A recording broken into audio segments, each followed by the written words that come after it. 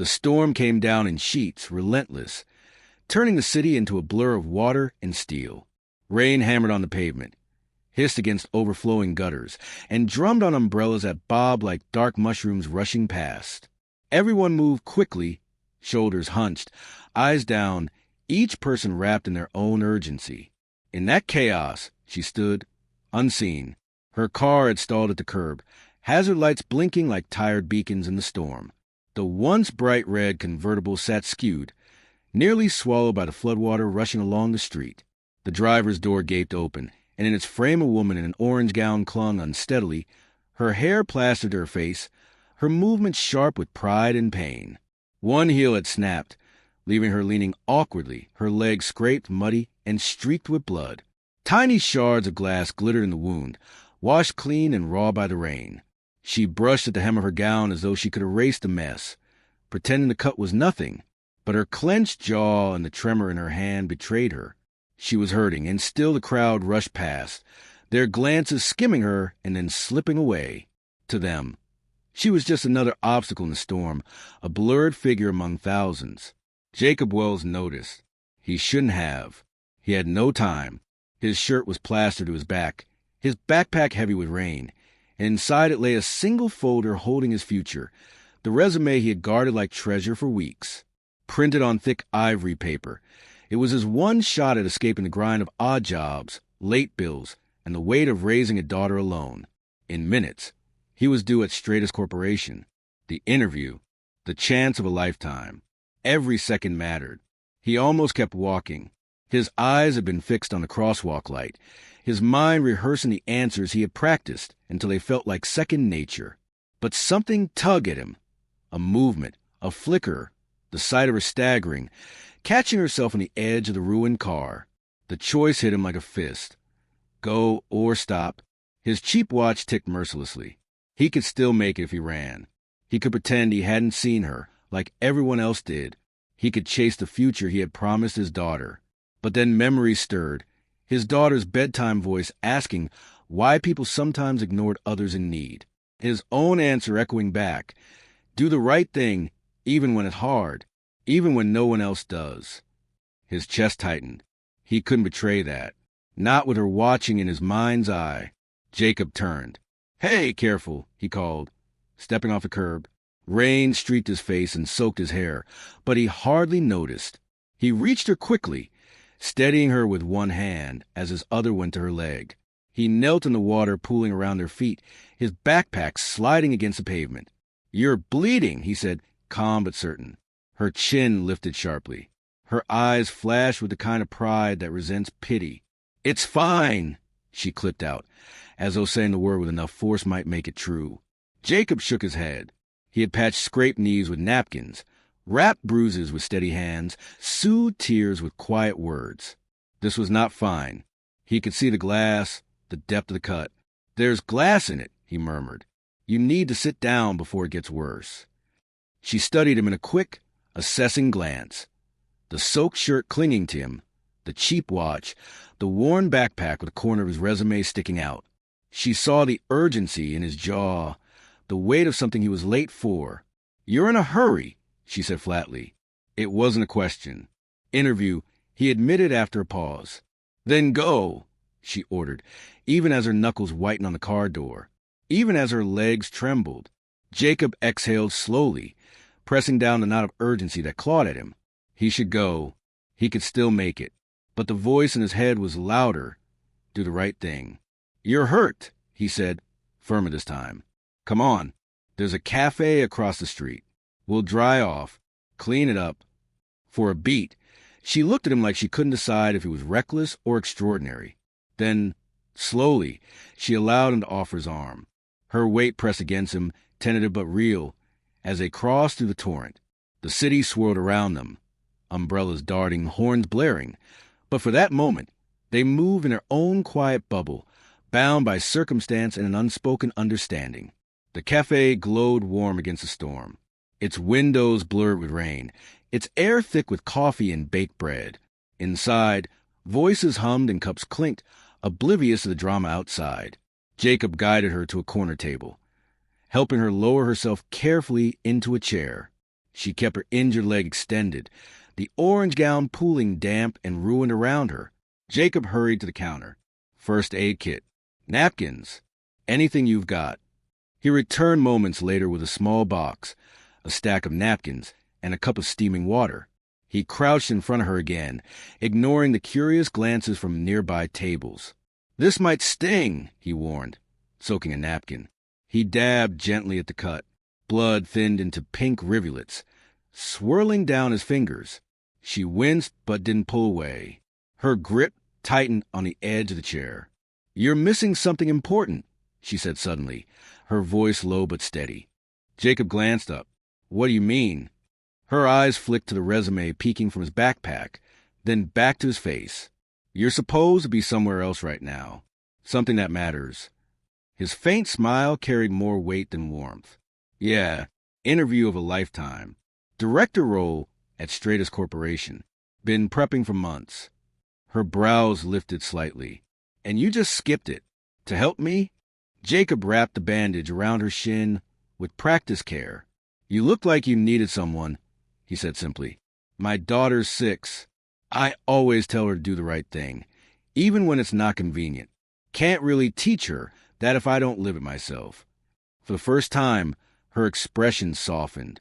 The sharp edges gave way to something quieter, almost vulnerable. "You're a single dad?" she asked. "Yeah." His throat tightened, but he steadied his voice.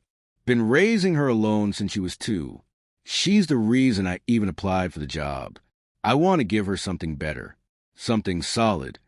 She watched him closely, weighing his words as though measuring their truth.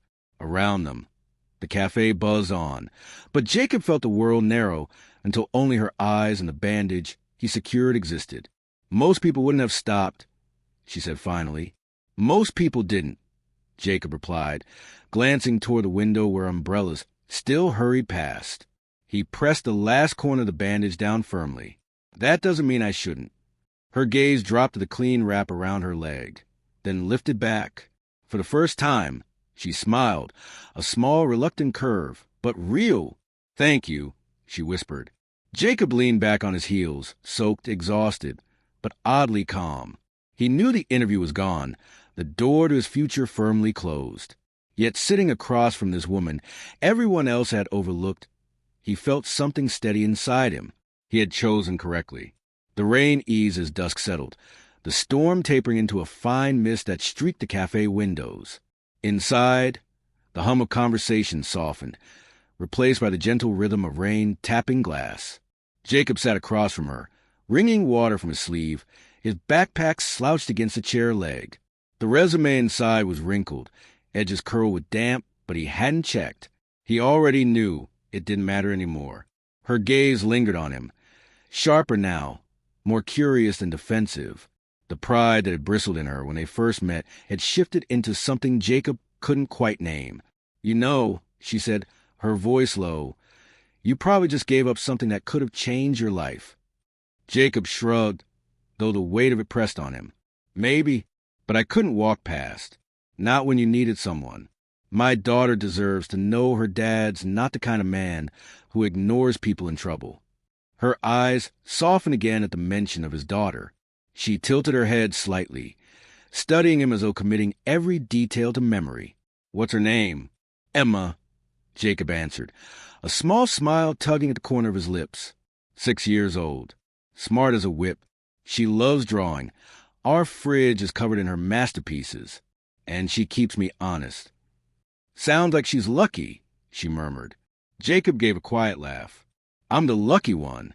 For a moment, silence stretched between them, charged but not uncomfortable. Then she reached into the folds of her soaked gown, pulling out a sleek silver phone. Her fingers, graceful despite the trembling from earlier pain, tapped quickly across the screen. "You said Stratus Corporation?" she asked, though her tone suggested she already knew the answer. Jacob frowned slightly. "Yeah, they had an opening. Director of Operations. Way out of my league, but I had to try." She didn't reply, just lifted the phone to her ear. "Cancel the next meeting. I'll be late," she said crisply into the receiver. A pause. Then, softer, "Yes, handle it." She ended the call without further explanation. Jacob blinked. You sound like someone who gives orders a lot. That small, reluctant smile returned, but this time it carried a trace of amusement. Something like that. She reached for her clutch, a ruined, rain-soaked designer piece, and slid out a card. She placed it on the table, nudging it toward him. Jacob glanced down. The embossed letters gleamed under the cafe lights. Isabella Grayson, Chief Executive Officer, Stratus Corporation. His chest tightened, breath catching as he read it again, disbelieving. The woman he had carried through the storm, whose leg he had bandaged with cafe napkins, was not just some stranger. She was the CEO, the person he had been preparing to meet for weeks. His words stumbled. You're the CEO? Last I checked, she replied dryly, though her eyes glittered with something warmer. Jacob leaned back, stunned. The irony was sharp enough to cut. He had missed his chance to meet her in the interview room. Yet fate had dropped her bleeding into his path instead. You gave up your interview, she said quietly. For me, you didn't know who I was. You didn't hesitate. He swallowed hard. I just saw someone who needed help. That's all. No, Isabella corrected softly. That's not all. Most people walked past. You didn't. Her gaze held his, steady, unreadable. Then she slipped her phone back out, dialed a number, and spoke with crisp authority. Reschedule the candidate review. Add Jacob Wells to the top of the list. Tomorrow morning. A pause. Yes, I'll be there. When she hung up, she met his stunned look with calm finality. You'll get your chance, she said simply. Not because you helped me, but because you showed me the kind of integrity we can't teach. That matters more than any resume. Jacob's throat tightened. Relief, disbelief, and a strange swelling of hope tangled inside him. He didn't trust his voice, so he only nodded, gratitude shining in his eyes. Isabella leaned back, her injured leg still stretched carefully out, but her poise returning with each passing minute. The sharp, commanding CO had resurfaced, but the woman he had seen in the rain lingered too. The one who bled, who hurt, who let herself lean on a stranger. You know, she said lightly, though her tone carried weight, you may have saved more than just my leg tonight. Jacob frowned. What do you mean? Her smile was enigmatic. Let's just say, sometimes the right person shows up exactly when you're ready to give up. They sat in silence for a while after that, the storm fading to a drizzle, the city lights flickering on outside. Jacob's heart beat steadily, no longer with panic about the interview he'd lost, but with something stronger, a sense that perhaps he hadn't lost anything at all. When the cab finally arrived to take Isabella home, Jacob helped her carefully into the back seat. She turned once more before the door closed, her eyes locking with his. Tomorrow, she said firmly. Don't be late. The cab pulled away, taillights glowing red against the slick pavement. Jacob stood there in the misting rain, soaked through, resume ruined in his bag, but lighter somehow. He thought of Emma, of the lesson he had tried to live out in front of her. Do the right thing, even when it costs you.